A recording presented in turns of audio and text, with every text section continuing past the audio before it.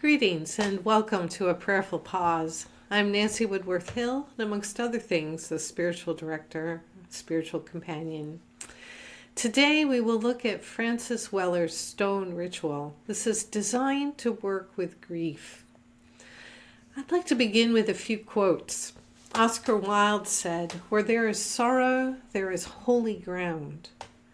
Carl Jung wrote, "Embrace your grief, for there your soul will grow."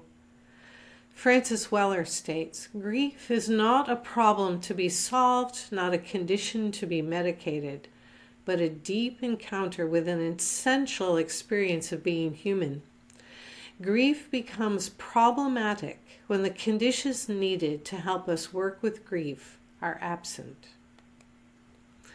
Much of what we have been taught about grief is that it belongs in the mind. But in his book, The Wild Edge of Sorrow, Francis Weller, a psychotherapist, beautifully advocates for recognizing the spiritual dimensions of grief. He notes that we have forgotten the primary language of grief, claiming that grief work offers us a trail leading back to the vitality that is our birthright. Grief is essential to finding and maintaining a feeling of emotional intimacy with life, with one another, and with our soul. Weller asks, how do we learn to carry our grief and not collapse or turn away in denial? He claims we need to revision grief not as an event, a period of mourning, but as an ongoing conversation that accompanies us through life. He suggests an approach of reverence to be in right relationship with sorrow, not too close, not too far, which takes sustained practice. And of the handful that he mentions, a couple are journaling or drawing or dancing, which this practice deepens over time. Thus, grief work is not passive. We don't sit back and wait for it to happen. We must learn to stay present with ourselves. He also notes that many experiences of loss are not adequately contained by those around us.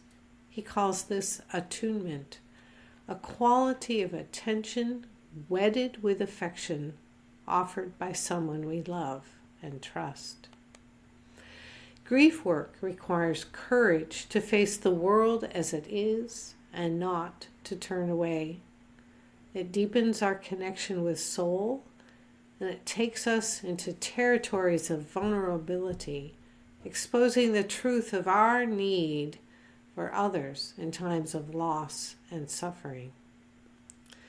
And it reveals our bond with the world when the earth herself is violated.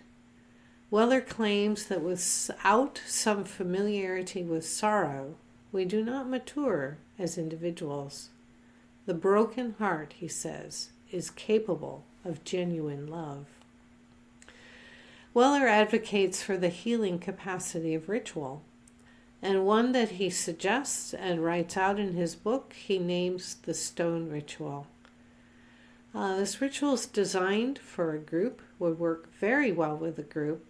I've made a few modifications for working with it as an individual. In this ritual, a shrine is created that has a large bowl of water at the center. Surrounding this bowl is a collection of small stones. They're small enough to easily fit in the palm of a hand. After an invocation is made, you can approach the shrine, pick up a stone, speak aloud the grief that you are carrying in your heart.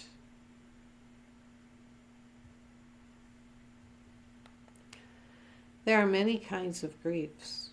It could be a sorrow over a particular loss, places that within you that have not known love, the suffering of loved ones or others around the globe, the wild ravages of the earth and her creatures, could be unrealized expectations, or even the sorrows of the ancestors. And when you have finished speaking that one particular sorrow or grief in your life, place the stone into the bowl of water. This is repeated for each grief you wish to bring to the bowl. And any and all grief may be invited to the bowl.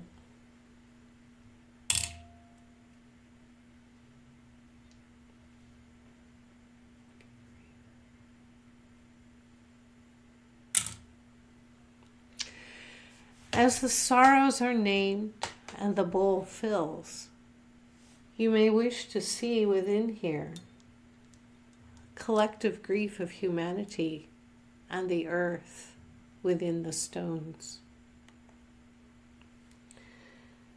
Take the time you need to place the stones in the bowl.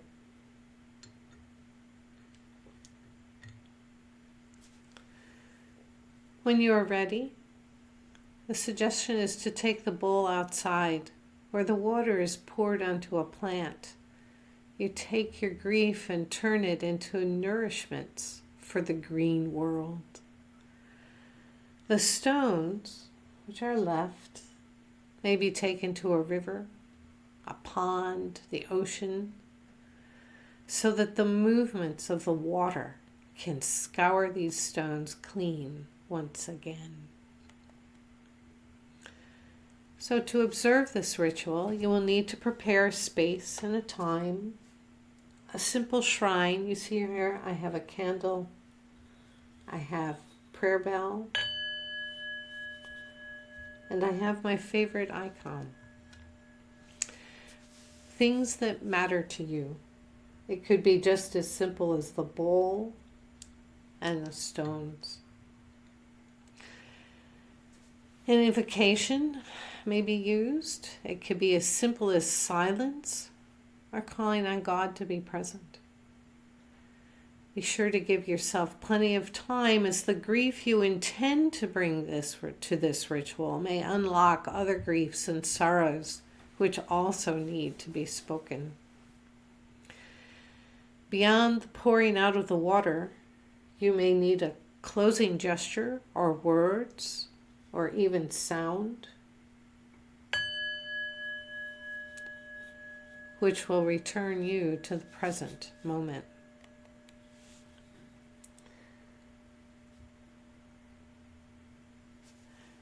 You may also wish to do some loving kindness. I've recorded also a video the week before this one, in which I have put Francis Weller's loving kindness, which begins very much and focuses on giving loving kindness to yourself. This may be another way to accompany the grief that is poured out into this water.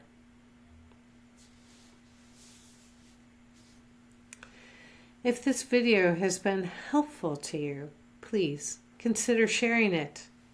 Go in peace.